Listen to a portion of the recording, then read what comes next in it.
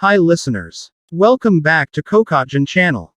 Learning English through stories. Now you're going to listen to an English short story. Then write in your comment. What's your suggestion the best title for the story?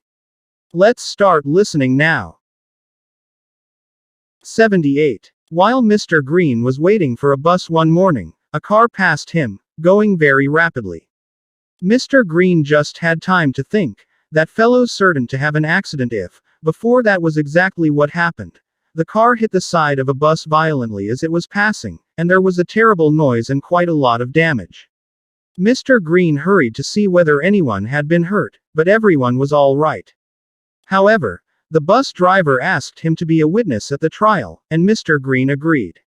At the trial, the judge asked Mr. Green, "How far were you from the place where the accident took place?" 11 meters and 48 centimeters, Mr. Green answered. The judge was astonished and said, "How do you know the distance so exactly?" "Because I was expecting some fool to ask me," Mr. Green answered. Find out the best title for the story. If you find it useful for you, please subscribe, give comment, and share this link to others. Thank you.